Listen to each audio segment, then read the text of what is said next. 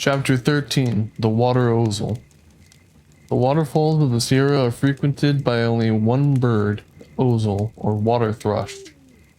He is a singularly joyous and lovable little fellow, about the size of a robin, clad in plain waterproof suit of bluish gray, with a tinge of chocolate on the head and shoulders. In form, he is about as smoothly plump and compact as a pebble that has been rolled in a pothole. The following contour of his body being interrupted only by his strong feet and bill, the crisp wingtips and the unslanted wren-like tail. Among all the countless waterfalls I have met in the course of 10 years exploration in the Sierra, whether among the icy peaks or warm footfalls or in the profound Yosemite valleys of the middle region, not one has found without his ozel. No canyon is too cold for this little bird, none too lonely, provided it be rich in the falling water. Find a fall or cascade or rushing rapid anywhere upon a clear stream, and there you will surely find its complementary ozel, flitting about in the spray, diving in foaming eddies, whirling like a leaf among beaten foam bells, ever vigorous and enthusiastic, yet self-contained, and neither seeking nor shunning your company. If disturbed while digging about in the margin shallows, he either sets off with rapid words to some other feeding ground up or down the stream, or alights on some half-submerged rock or snag out in the current, and immediately begins to nod in courtesy like a wren, turning his head from side to side with many other odd, dainty movements that never fail to fix the attention of the observer. He is the mountain stream's own darling, the hummingbird of blooming waters, loving rocky ripple slopes and sheets of foam as a bee loves flowers, as a lark loves sunshine and meadows. Oh, among all the mountain birds, none have cheered me so much in my lonely wanderings, none so unfailingly. For both in winter and summer he sings sweetly, cheerily, independent alike of sunshine and love, requiring no other inspiration than the stream of which he dwells. While water sings, so must he, in heat or cold, calm or storm, ever attuning his voice in sure accord, low in the drought of summer and the drought of winter, but never silent.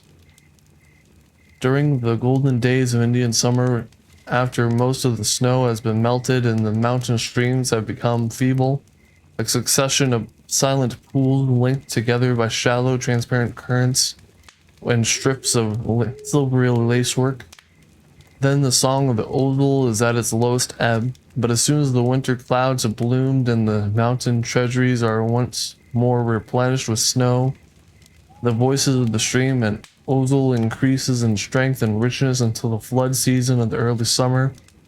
Then the torrents chant their noblest anthems, and then in the flood time of our songster's melody. As for weather, dark days and Sundays are the same to him.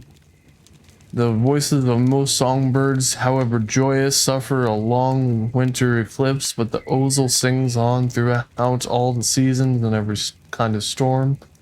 Indeed, no storm can be more violent than those of the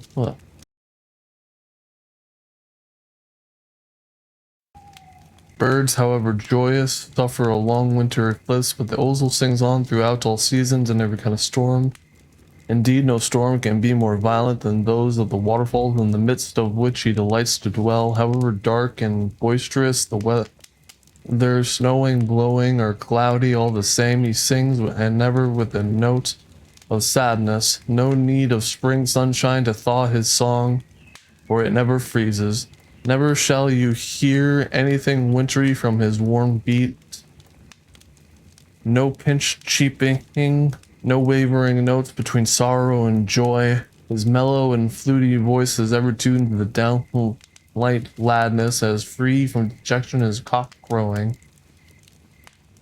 It is pitiful to see the wee frost-pinched sparrows on cold mornings in the mountain crows shaking the snow from their feathers and hopping about as if anxious to be cheery, then hastening back to their hidings out of the wind, puffing out their breast feathers over their toes and hiding among the leaves, cold and breakfast, while the snow continues to fall and there is no sign of clearing, but the Ozel never calls forth a single touch of piety.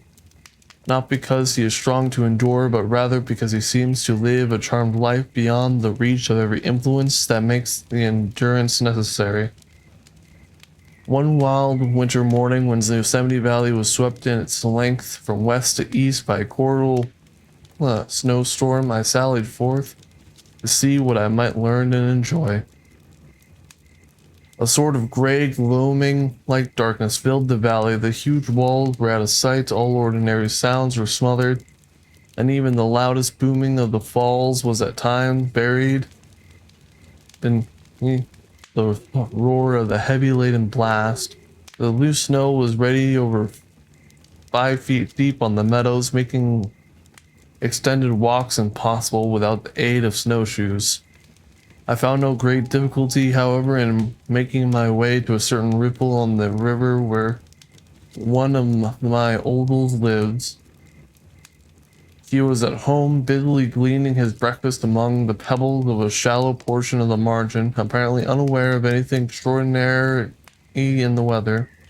Presently he flew out to a stone against which the icy current was beating, and turning his back to the wind and sang as delightfully as a lark in springtime.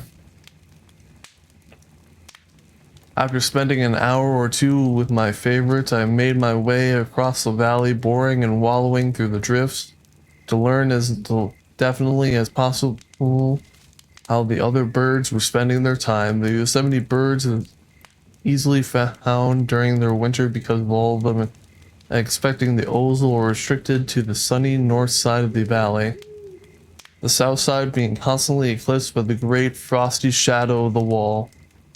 And because of the Indian Canyon grows from their peculiar exposure of the warmest, the birds congregate there, more especially in the severe weather.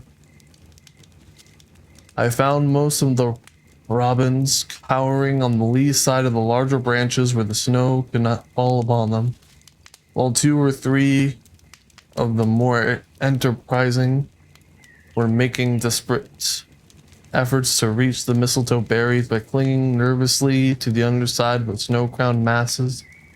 Back downward like woodpeckers, every now and then they would dislodge some of the loose fringes of the snow crown, which would come sifting down on them and send them screaming back to camp, where they would subside among their companions with a shiver of muttering and low, querulous chatter like hungry children. Some of the sparrows were busy at the feet of the larger trees, gleaning seeds and benumbered insects. Joined now and then by a robin weary of his unsuccessful attempts from the snow-covered berries, the brave woodpeckers were clinging to the snowless sides of the larger boles and overarching branches of the camp trees, making short nights from side to side of the grove, pecking now and then at the acorns they had stored in their bark, and chattering aimlessly as if unable to keep still, yet evidently putting in the time in a very dull way, like a storm-bound travelers at a country tavern. The hardy nuthatches were threading the open furrows of the trunk in their usual industrious manner, and uttering their quaint notes, evidently less distressed from their neighbors. The stellar jays were, of course, making no easy stir than all the other birds combined, ever coming and going with loud bluster, screaming as if each had a lump of melting sludge in their throat, and taking good care to improve the favorable opportunity afforded by the storm to steal from the acorn stores of the woodpeckers. I also noticed one solitary gray eagle braving the storm on the top of a tall pine stump just outside the main grove. He was standing bolt upright with his back to the wind, and a tough of snow piled on the square shoulders, a monument of passive endurance. Thus, every snowbound bird seemed more or less uncomfortable, if not in primitive distress. The storm was reflected in every gesture, and not a one cheerful note, not to say a song, came from a single bill. Their cowering, joyless endurance offering a striking contrast to the spontaneous, irrepressible gladness of the Ozel, who would no more help exhaling sweet song than a rose-sweet fragrance. He must sing. Through the heavens fall, I remember noticing the distress of a pair of robins during the violent earthquake of the year 1872, when the pines of the valley were, with strange movements, flapped and waved their branches, and beating rock burrows came thundering down to the meadows in tremendous avalanches. It did not occur to me in the midst of the excitement of the other observations to look for the Theodulf, but I doubt not that they were singing straight through it all, regarding the terrible rock thunder as fearlessly as they do the booming of the waterfalls.